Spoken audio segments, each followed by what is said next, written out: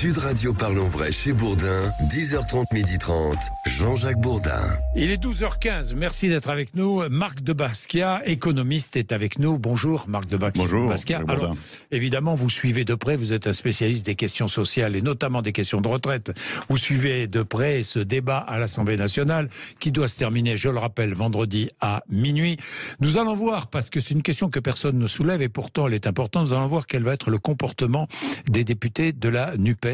Pourquoi est-ce que je dis ça? Parce que il y a encore beaucoup d'amendements à examiner et donc deux solutions pour la NUPES. Soit retirer des amendements pour permettre que le projet de loi soit examiné dans son entier et notamment le fameux article 7 qui prévoit le passage de l'âge légal à 64 ans, ou alors garder les amendements et ne pas discuter de l'âge légal à 64 ans au sein de l'Assemblée nationale. Nous allons voir quelle sera l'attitude de la NUPES. Bien, Marc de Basquiat, sur cette réforme des retraites, vous avez une voix, vous faites entendre une voix différente. Parce que vous proposez, vous n'êtes pas seul d'ailleurs, hein, vous proposez une retraite à la carte.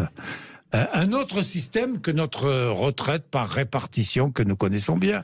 Mais expliquez-moi, retraite à la carte, c'est-à-dire que chaque salarié chaque Français pourrait choisir son départ à la retraite, l'heure de la retraite.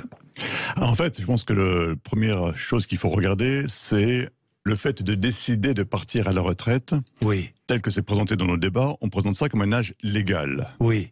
Comme si le fait de partir avant ou après, M. Bourdin, serait illégal. Oui.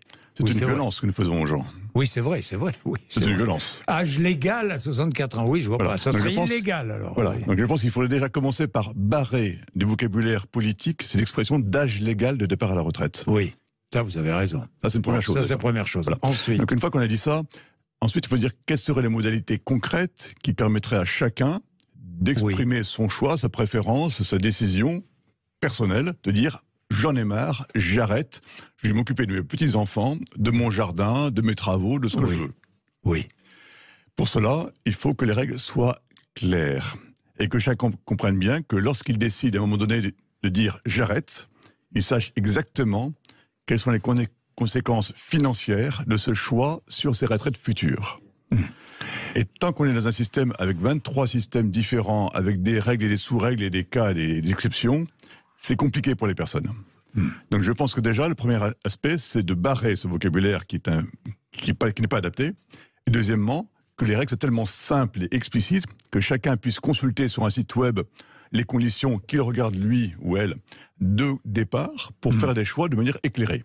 Oui, mais d'accord. Mais enfin, il y a une durée de cotisation. Parce qu'en fonction de la durée de cotisation est fixé, évidemment, le montant de la pension. Tout à fait. C'est-à-dire que l'équation radicale d'un système par répartition, c'est de dire que les cotisations acquittées par les cotisants une année donnée sont égales aux pensions versées aux retraités la même année. Oui. C'est ça l'équation fondamentale. Mais évidemment. L'équation fondamentale. Pour ne pas avoir un régime en déficit. Tout à fait. Donc pour que ça fonctionne, il faut que le nombre de cotisants fois le montant du revenu fois le taux de cotisation soit égal au nombre de retraités fois le montant de la pension. Oui. Donc il y a 5 choses à bouger. Oui. Et dans nos discussions ces derniers temps, on ne parle que de diminuer le nombre de retraités avec un départ plus tard et d'augmenter le nombre de cotisants avec un départ plus tard. Donc une même décision joue des deux côtés de l'équation. J'ai compris. C'est extrêmement tentant pour les politiques de gérer là-dessus. Oui. Mais on regarde peu les autres dimensions qui sont peut-être un petit peu moins efficaces à court terme.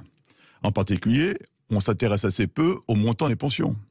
Exactement. Et je le dis sans cesse dans tous les débats que j'organise ici, le montant des pensions qui s'érode en France d'année en année.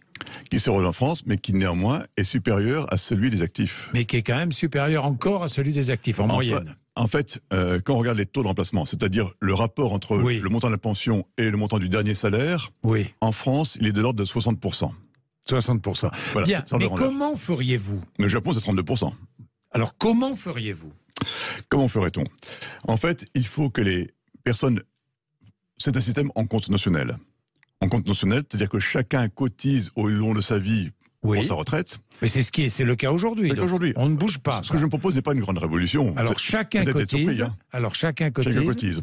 Et qu'on ait cotisé à différentes caisses, très bien, pas de souci. Bon. Tout ceci forme une masse de cotisations. Je dis n'importe quoi, mettons 200 000 euros, 1 million d'euros, hein, qu'on a cotisé selon son salaire toute sa vie.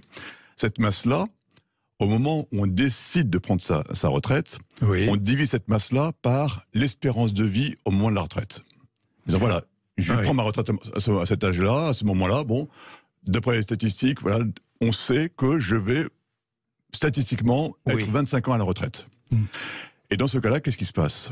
Il y a des personnes qui vont vivre moins que 25 ans. C'est-à-dire qu'ils ne consomment pas tout ce stock. Donc ces personnes-là vont partir plus tôt. Elles partent plus tôt. Non, pardon, elles ne partiront pas plus tôt. On ne sait pas. La mort est une inconnue dans l'histoire. Oui, non, mais ça, voilà. oui. Voilà, c'est l'inconnu. Et donc, du moment où on décide de partir, c'est statistiquement, en disant, tiens, je vais rester 25 ans, 20 ans, 30 ans, selon l'âge que je prends. Oui. Et voilà.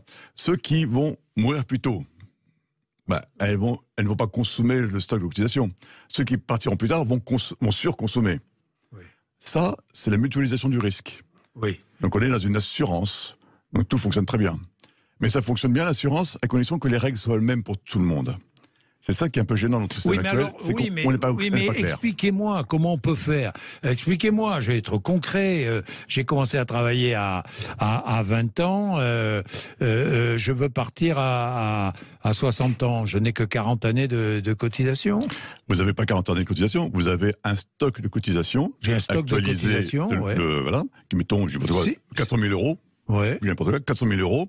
Vous partez à un âge où vous dites, tiens, votre espérance de vie à la retraite, c'est de 25 ans. Je pars à 60. Voilà, et donc on vous divise cette masse-là par le nombre d'années qui vous reste. Mais c'est un système étatique, ça, ou c'est un système privé? C'est un système, oui, étatique, bien sûr. Étatique. Ah oui. C'est une forme de capitalisation étatique. C'est pas capitalisation, c'est la répartition pure et dure. C'est répartition pure et dure. Oui, c'est la répartition pure et dure. Oui, mais d'accord, mais si j'ai exercé un métier pénible.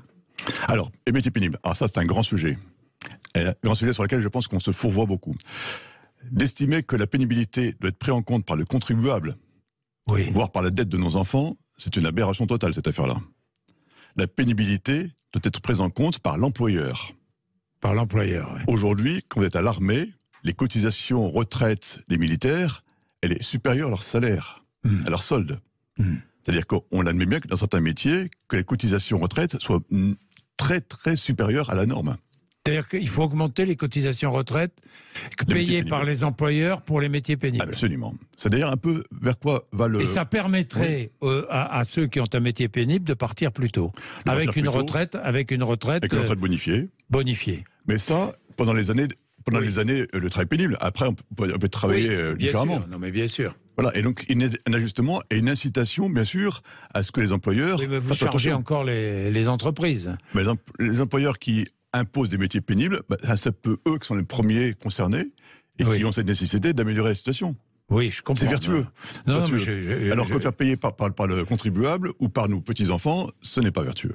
Oui, non, mais je comprends. Et je pense que les syndicats ont plutôt intérêt à se battre là-dessus. Ce que vous proposez, c'est à la fois une retraite par points et à la fois une retraite par répartition, un peu. Parce que c'est ça, la retraite par points. C'était un peu ça. On accumule tout au long. Ça y ressemble. Ça y ressemble. Oui. Encore une fois, ce que je propose n'est pas une révolution. Hein. Non, mais ça... Ça ressemble beaucoup au système Arco-Argirc. Voilà, c'est assez proche. Oui, hein. Système Arco-Argirc, c'est le système des cadres. Hein. C'est la caisse, la caisse des cadres et qui est très bénéficiaire. Hein. Je voudrais quand même le rappeler. Hein. Tout à fait, qui fonctionne bien. Donc on est sur quelque chose qui est assez sain. Oui. C'est sain. Alors ensuite, la pénibilité, ça c'est un point important. Et donc reporter sur les employeurs, c'est une chose importante. Et l'autre aspect important aussi, c'est le fait que nous n'avons pas tous la même espérance de vie en arrivant à 60 ans. Bien sûr. Et il y a des statistiques qui sont très très impressionnantes qui montrent que quand on a eu un salaire faible, l'espérance de vie quand on arrive à la retraite est relativement limitée. Quand on a eu une belle carrière, souvent on a une espérance de vie beaucoup plus longue. Oui. Voilà. Donc il faut porter secours, si je puis dire, à ceux qui ont eu des salaires faibles et qui vivront moins longtemps. Donc il y a quelque chose qui est organisé, qui est un transfert à réaliser, qui est une justice. Hein, entre justice sociale, une justice sociale entre ceux qui ont effectivement une belle carrière, donc une belle retraite, qui, logiquement, devrait être mis à contribution pour aider ceux qui ont Donc eu plus de cotisations. Alors, c'est là que, quand le gouvernement parle d'augmenter le minimum contributif, Oui. au minimum vieillesse, Oui. je dis, pourquoi pas? Mais est-ce que c'est aux actifs de le payer?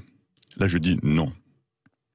Le fait qu'on ait un souci de solidarité envers les moins aisés des retraités, c'est quelque chose qui doit être assumé financièrement par les plus aisés des retraités et non pas les actifs. À part les plus aisés des retraités, donc une forme de surcotisation infligée aux plus aisés des retraités. Alors, c'est pas vraiment une surcotisation, c'est plutôt un impôt. Un impôt. Un impôt C'est sur encore un nouvel impôt. Ils vont être contents. Oui, bien sûr.